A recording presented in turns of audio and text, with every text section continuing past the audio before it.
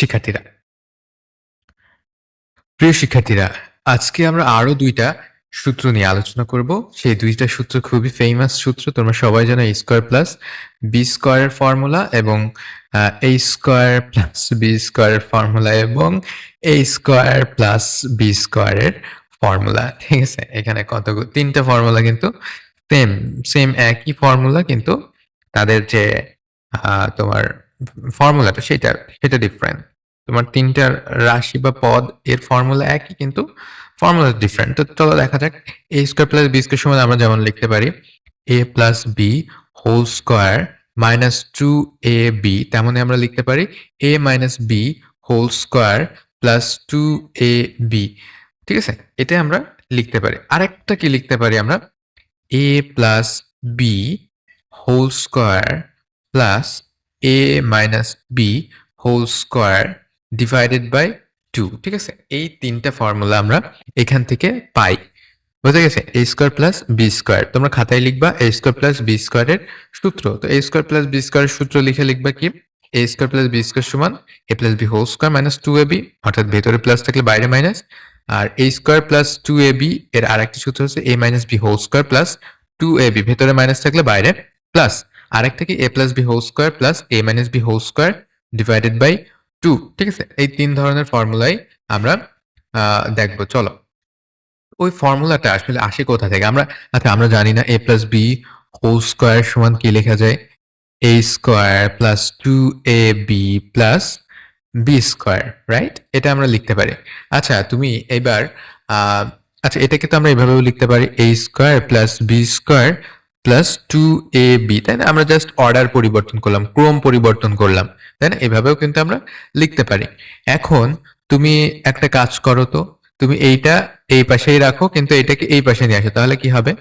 a plus b whole square, এখানে plus আছে, সমান চিহ্নের এই পাশে নিয়ে গেলে কি হয়? মাইনাস। Minus 2ab। ঠিক আছে? আর ওই পাশে থাকবে কতটুকু? এইটুকু ওই পাশে থাকবে। হবে কি? a square plus b square. ঠিক আছে? তাহলে কি আসলো না সূত্র? কি সূত্র আসলো? a square plus b square সমান কি লেখা যায়? a plus b whole square minus 2ab। বুঝে গেল? তুমি কি করলে? জাস্ট এই 2ab টাকে এপাশে প্লাস আছে, সমান চিহ্নের ওই পাশে নিয়ে গেলে কি হয়ে গেল? মাইনাস হয়ে গেল। বোঝা গেছে? বুঝাইতে পারলাম? ওকে, যদি এতটুকু বুঝতে পারো, এখান থেকে তাহলে এই একটা ফর্মুলা আছে a square plus b square সমান কি আসে? a plus b whole square minus 2ab, এইটা আসে। ঠিক আছে? তোমরা খাতায় পারলে এতটুকু লিখে নিতে পারো। আরেকটা ফর্মুলা আমরা কি জানি? আরেকটা ফর্মুলা আমরা জানি a square plus b square সমান আচ্ছা, আমরা ডাইরেক্ট ফর্মুলাটাই লিখি। আমরা আমরা কি লিখবো? আমরা লিখবো হচ্ছে a minus b whole square. আমরা জানি এটার ফর্মুলা কি? a মাইনাস b হোল স্কয়ারের ফর্মুলাটা কি? a square minus 2ab plus b square, right? এটা আমরা জানি। আমরা অর্ডার পরিবর্তন করেও লিখতে পারি a square plus b square minus 2ab, অর্থাৎ এখানে প্লাস হলে 2ab এর আগে প্লাস, এখানে মাইনাস হলে 2ab এর আগে মাইনাস। ঠিক আছে? এতটুকু। এবার দেখো, এবার আমরা এটাকে সাজিয়ে সাজিয়ে বলতে আমরা অবস্থান পরিবর্তন করে লিখি। দেখো, এখানে মাইনাস 2ab আছে। ঠিক আছে? এই যে সমান চিহ্ন আছে, a minus b whole square. ঠিক আছে? এই যে সমান চিহ্ন আছে, সমান চিহ্ন যদি আমরা এই পাশে নিয়ে যাই, তাহলে কি হবে? a minus b whole square, এখানে মাইনাস আছে, এই পাশে গেলে কি হবে? প্লাস, প্লাস 2ab সমান a square plus b square. ঠিক আছে? তো এই যে এই আরেকটা ফর্মুলা আমরা এইখান থেকে পেলাম। তো এই ২ টা ফর্মুলা আমরা কোথা থেকে আসে সেটা জানলাম। একদম ডাইরেক্ট বা অরিজিনাল বা আসল যে ফর্মুলা, সেইখান থেকেই কিন্তু আসে। কিন্তু শুধুমাত্র এদের যে অর্ডার বা এদের তোমার একটু উলটপালট করলেই কিন্তু, বা স্থান পরিবর্তন করলেই কিন্তু আমরা ফর্মুলাটাকে ডাইরেক্টলি পেয়ে যাই। ঠিক আছে? তো এইবার আমরা এটার কাজ দেখব যে ফর্মুলাটা আসলে কিভাবে আমরা ইউজ করতে পারি। ঠিক আছে? তো আচ্ছা, এটাকে আমরা লিখি। আমরা কি লিখতে পারি? a square plus b square is equal to কি লিখতে পারি? a minus b whole square plus 2ab। ঠিক আছে? আমরা এইভাবে কিন্তু এটাকে খুব সহজেই লিখতে পারি। এবার আমরা এখান থেকে কি করতে পারি? আমাদের যে ২ টা ফর্মুলা আমরা দেখলাম, এই ফর্মুলাতে আমরা মান নির্ণয় করতে পারি। আমরা মান নির্ণয় করতে পারি। আর কি করতে পারি? আমরা প্রমাণ করতে পারি বা দেখাতে পারি। প্রমাণ করা। এই ফর্মুলা দুটো এই ২ টা কাজে ব্যবহার করা হবে। মান নির্ণয় করা এবং প্রমাণ করা। আর আগের যে ফর্মুলা দেখেছিলাম ওই ফর্মুলাটা বর্গ করার কাজে ব্যবহার করা হয়। তো চলো দেখা যাক কি ধরনের প্রমাণ আমরা করতে পারি। প্রথম প্রশ্ন হচ্ছে, হ্যাঁ, প্রথম প্রশ্ন তোমার কাছে যদি a প্লাস b সমান 8 দেয়, ঠিক আছে? a প্লাস b সমান 8 দেয় আর হচ্ছে ab সমান ab এর একটা মান, অর্থাৎ প্রথম রাশি এবং দ্বিতীয় রাশির যোগফল তোমাকে 8 দিছে, ঠিক আছে? এবং প্রথম রাশি এবং দ্বিতীয় রাশির গুণফল তোমার কত দিছে? 15 দিছে। এখন তোমার কি নির্ণয় করতে হবে? তোমার a স্কয়ার প্লাস b স্কয়ারের মান নির্ণয় করতে হবে। a স্কয়ার প্লাস b স্কয়ারের এটার মান তোমাকে নির্ণয় করতে বলছে। তো এটার মান তুমি কিভাবে নির্ণয় করবা? অবশ্যই ফর্মুলাতে ফেলতে হবে। এখন তুমি কোন ফর্মুলাতে ফেলবা? তোমার তো a স্কয়ার প্লাস b স্কয়ারের ৩ টা ফর্মুলা আছে। ৩ টার ভিতরে কোন ফর্মুলাটা তোমরা ইউজ করবা? অবশ্যই যে ফর্মুলাতে a প্লাস b এইটা আছে। তো a প্লাস b কোনটা আছে? a plus b whole square minus 2ab। a plus b, তাই না? a প্লাস b এটাতেই আছে। তো এটাতে ভিতরে যদি প্লাস থাকে বাইরে কি হবে? মাইনাস হবে। তো a প্লাস b এর মান কত? ৮, ঠিক আছে? আর উপরে কত? স্কয়ার মাইনাস 2 ইন্টু এবির মান কত? এবির মান হচ্ছে 15। তাহলে কি হয়? ৮ ৮ ৬৪ মাইনাস 15 দুগুণে কত হয়? ৩০, ঠিক আছে? এবার ৬৪ থেকে ৩০ বাদ দিলে কত হয়? ৬৪ থেকে ৩০ বাদ দিলে কত হয়? তোমরা সবাই জানো, 34।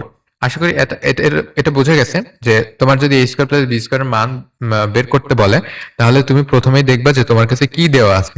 তোমার কাছে যেটা দেওয়া আছে তার উপর ভিত্তি করে তোমার ৩ টা সূত্রের ভিতরে কোন সূত্রটা ফেলতে হবে সেটা তুমি বুঝতে পারবা। তো a plus b whole square, a square plus b square, এটার যে ফর্মুলাটা a plus b whole square minus 2ab, অর্থাৎ প্লাসের যে ফর্মুলাটা ব্র্যাকেটের ভিতরে সেই ফর্মুলাটা আমরা ইউজ করব। ঠিক আছে? নেক্সট আমরা আরেকটা ফর্মুলার a মাইনাস b, এটার মান কত? এটার মান হচ্ছে 8, ঠিক আছে? আর হচ্ছে ab মানে দুইটা রাশির বিয়োগফল হচ্ছে 8 আর দুইটা রাশির তোমার গুণফল হচ্ছে 60। এখন যদি তাই হয় তাহলে তোমাকে a স্কয়ার প্লাস b স্কয়ারের মান বের করতে হবে। তাহলে a স্কয়ার প্লাস b স্কয়ারের মান কি হবে? অর্থাৎ দুইটা রাশির বর্গের সমষ্টি। ঠিক আছে? যদি দুইটা রাশির বর্গের অন্তর ৮ হয়, তোমার কথায়ও কিন্তু এভাবে বলে দিতে পারে।